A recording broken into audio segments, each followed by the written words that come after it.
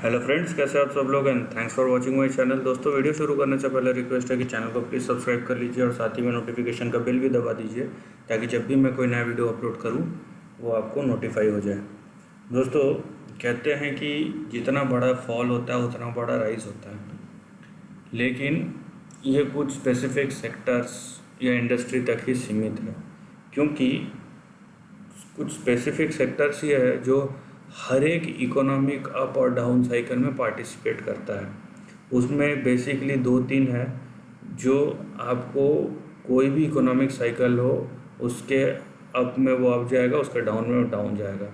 एक है आपका बैंकिंग, दूसरा है एंड फाइनेंस, दूसरा है आपका ऑटो।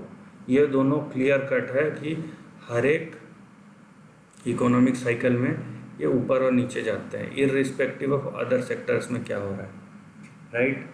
और इस कंपनी की जो बात करेंगे हम, जिस कंपनी का हम डिस्कस करेंगे, वो बैंकिंग से रिलेट करता है और to be specific private banking से। 2000 करोड़ का मार्केट कैप है।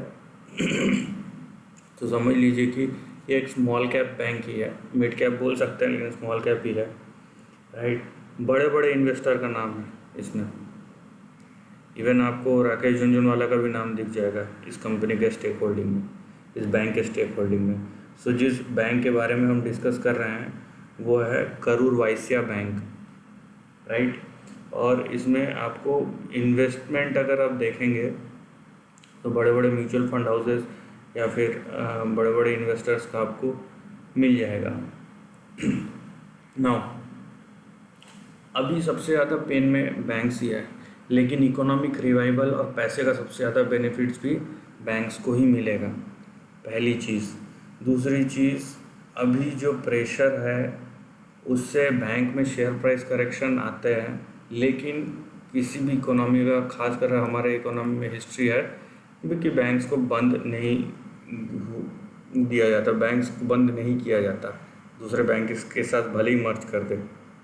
और प्राइवेट बैंक्स पे आरबीआई का पूरा कंट्रोल रहता है, भले पब्लिक बैंक्स पे हो या ना हो, लेकिन प्राइवेट बैंक्स पे रहता है। तो ये एक बहुत अच्छी बात है। तो यहाँ पे मैं फंडामेंटल से ज़्यादा अपॉर्चुनिटी के बारे में डिस्कस करूँगा कि क्या है कैसा है। जाहिर सी बात है कि बैंक्स को अभी और हिट लेने हैं, और जब तक ये चीज़ें नॉर्मलाइज नहीं होती, चीज़ें क्लियर नहीं होती, हो सकता है अगले 6 महीने भी लगे। तो क्योंकि हम लॉन्ग टर्म की बात कर रहे हैं तो उसमें 6 महीना कोई बड़ा टाइम नहीं है, राइट, कि अगले 6 महीने में क्लियर हो 1 साल में। तो हम जो डिस्कस कर रहे हैं वो यहाँ पे लॉन्ग टर्म के बारे में डिस्कस कर रहे हैं, तो उस प्रोस्पेक्ट से हम देखेंगे। नाउ, करूर वैश्य बैंक के अगर आप शेयर प्राइस चार्ट को देखेंगे तो आपको कुछ ऐसा दिखता है। ये आपका सपोर्ट,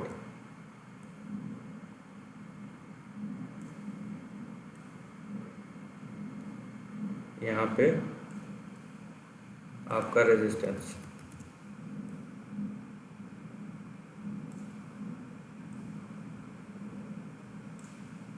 राइट। देखिए, ये एक लेवल था 2010 से लेकर 2017 इवन 2019 तक, अनलेस ये क्रैक हुआ। कहाँ से? 2020 से 57 जो इसका लेवल था वहाँ से क्रैक हुआ, और ये कहाँ पे आ गया? 2008-9 के लोज पे आ गया, राइट। सो ये अगर आप देखेंगे करेक्शन वाइज तो ये बहुत बड़ा करेक्शन है। इनफैक्ट ऊपर से अगर आप देखेंगे तो प्राइस वाइज ये 87-88% का, so it's a big correction. Now, अभी ये एक बहुत इंटरेस्टिंग जगह पे पहुंच गया है जहाँ से आपका रिस्क रिवॉर्ड बहुत फेवरेबल बनता है, राइट। बन सकता है, सॉरी, बनता है बोलिए, बन सकता है ना। अगर इसका आप करूर वैश्य बैंक में जो इमीडिएट सपोर्ट देख रहे हैं वो देख रहे हैं आप 18 रुपये के पास, जहाँ से ये टर्न अराउंड हुआ है। अगर उसके नीचे गया तो यहाँ पे आपको 14 रुपीज़ एंड देन आपको दिखता है 9 रुपीज़ के आसपास का सपोर्ट। ऊपर देखिए, क्योंकि ये इतना गिर गया है, यहाँ पे अगर स्टेबल होता है ना तो आपका रेजिस्टेंस जो आएगा सीधा आपको आएगा 56 के आसपास, और उसके बाद बहुत सारे छोटे छोटे रेजिस्टेंस हैं यहाँ पे ये। उसके बाद आएगा 74, उसके बाद आएगा 109 एंड देन फाइनली इसका जो प्रीवियस हाई है 145, राइट, यहाँ तक ना।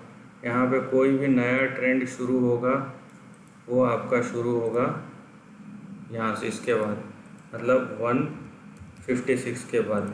सो 145 से लेके 156 जो देख रहा है ये एक रेजिस्टेंस लेवल है।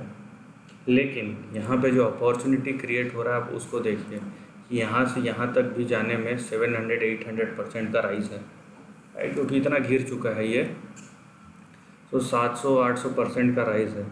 और नीचे अगर मान लीजिए यहाँ से अगर प्राइस ड्रॉप होता है तो 50-60% का डाउन साइड है, और अप राइज आपको मिल रहा है यहाँ से करंट से 400-450 का। तो यहाँ पे जो रिस्क एंड रिवॉर्ड बन रहा है वो बहुत फेवरेबल बन रहा है यहाँ पे। नाउ यहाँ पे देखिए क्या क्या फैक्टर काम कर सकता है। देखिए प्रोबेबल फैक्टर है जो मैं सबसे पहले बोल दिए कि सबसे पहली बात, बैंक जनरली डूबते नहीं। दूसरी बात, ये बैंक के फंडामेंटल्स बिगड़े हैं, लेकिन इतना भी मतलब ऐसा भी नहीं हो गया है कि अब गया कि तब गया, उस टाइप के फंडामेंटल्स नहीं है क्योंकि प्राइवेट बैंक है, राइट। नंबर 3, इकोनॉमी में जब भी पैसा आना शुरू होता है तो उसका सबसे पहला बेनिफिशियरी बैंक्स होता है, क्योंकि जो भी चैनलाइज होगा पैसा वो बैंक्स के थ्रू ही होगा, राइट। तो उसको सबसे बड़ा बेनिफिशियरी होगा। इकोनॉमिक एक्टिविटी जो आएगा उसका सबसे बड़ा बेनिफिशियरी बैंक्स ही होगा। तो यहाँ पे बात खाली एक ही चीज़ पे आती है कि जैसे ही इकोनॉमिक रिकवरी आती है, जो कि अभी तक क्वेश्चनेबल है, कब आएगा किस तरीके से आएगा वो तो आने के बाद ही पता चलेगा।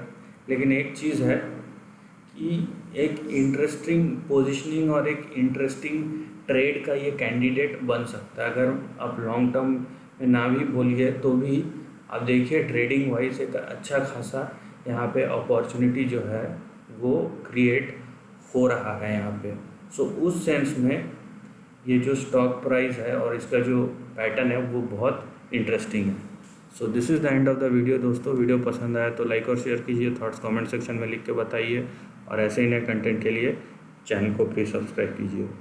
Lastly, take care of your family and friends.